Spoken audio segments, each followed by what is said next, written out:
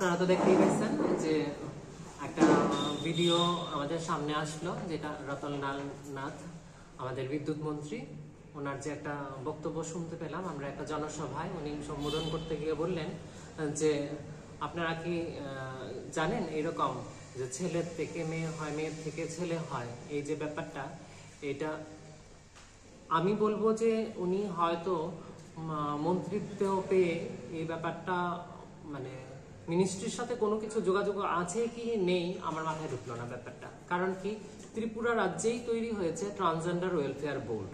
যেই রাজ্যে transgender welfare board আছে সেই রাজ্যের মিনিস্টার একজন এই কথা বলছেন যে ছেলের থেকে মেয়ে, মেয়ের থেকে ছেলে, এই ব্যাপারটা কি চলছে। মানে আমি বুঝলাম না ওনার শিক্ষাগত যোগ্যতা, ওনার মন্ত্রিত্বের যোগ্যতা কোন জায়গায় কিভাবে নির্ধারিত হয়েছে বা কিভাবে নির্ধারণ করেন। আমার এইখানে রিকোয়েস্ট যে এই রকম অপমানজনক শব্দ এটা আমরা কেন মেনে নেব বা কিভাবে মানব। আমার প্রশ্ন আমাদের মাননীয় সম্মানীয় চিফ মিনিস্টারের কাছে যে উনি যেন এই ব্যাপারটা দেখেন, খুব শীঘ্রই দেখেন, এবং সুরাহা আমরা চাইছি যে এই ব্যাপারটা আমরা মানতে পারবো না। কারণ এই রাজ্যেই পলিসি নির্ধারিত হচ্ছে ট্রান্সজেন্ডারদের জন্য যে কিভাবে ওদেরকে ব্যবস্থা দেওয়া হবে, ওদেরকে সংরক্ষণ দেওয়া হবে চাকরির ক্ষেত্রে, শিক্ষা ক্ষেত্রে, তারপর ওদের ট্রিটমেন্টের জন্য নতুন নতুন আমরা ত্রিপুরা রাজ্যে কি কি ব্যবস্থা আনতে পারি, ফ্রিতে ব্যবস্থা আনতে পারি। দিল্লি গভর্নমেন্ট, আমাদের সেন্ট্রাল গভর্নমেন্ট ব্যবস্থা দিচ্ছে যে দিল্লিতে তিনটা হসপিটালে ফ্রিতে ট্রানজাকশনের জন্য, আর ত্রিপুরা সরকারের একজন মিনিস্টার এই ধরনের আপত্তিকর মন্তব্য করছেন।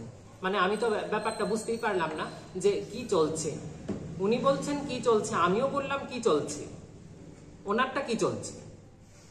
এবং আমি চাইবো, আমি সরবে বলছি, আমি একদম ঠোক বাজিয়ে বলছি যে এই রকম অপমানজনক শব্দ আমরা মেনে নেব না। এর বিপরীতে যেন ক্ষমা যাচনা হয়, কারণ এটা কোনোভাবেই স্বীকৃত হতে পারে না। আমি একজন ট্রান্সজেন্ডার ওয়েলফেয়ার বোর্ডের মেম্বার হয়ে কথাটা বলছি, কারণ যেই রাজ্যে বোর্ড আছে সরকারেরই তো অনুমোদনে বোর্ড হয়েছে, নাকি সরকার আলাদা আর বোর্ডগুলি আলাদা থাকে, সরকারেরই ঢাঁচাতে আছে। তাহলে সেই সরকারেরই একজন ব্যক্তি এই ধরনের আপত্তিকর, এইরকম অপমানকর শব্দ বলে যাবে আর সরকার একদম কিছু বলবে না, কোনো স্টেপ নেবে না। কিরকম মিনিস্টার উনি? ওনার জানা নেই।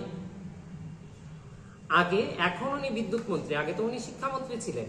যদি তুমি জানতেই না পারো, জানো না, ঠিক আছে, আমরা তো চাইছি যে মিনিস্ট্রি সেন্সিটাইজেশন করা হোক।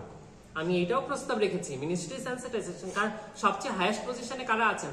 সমাজের একটা ভুল বার্তা, একজন মিনিস্টার একটা জনসভা সম্বোধন করতে গিয়ে একটা ভুল বার্তা দিচ্ছেন, কতজন প্রভাবিত হবে?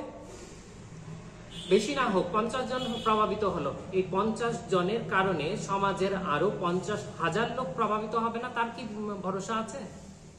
হতেই পারে সমাজে একটা ব্যাড মেসেজ গেল।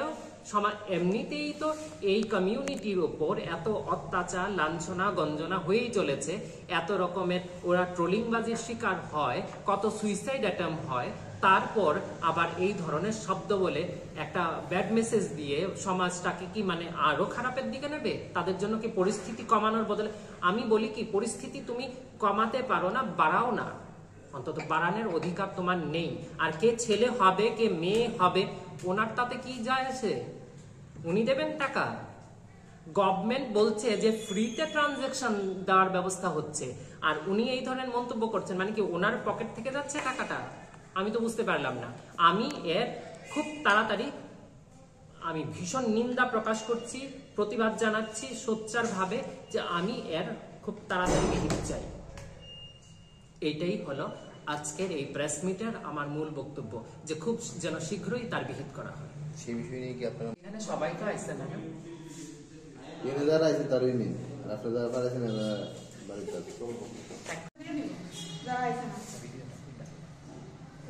এখানে আগে তো নেই, তারা একটু ভাই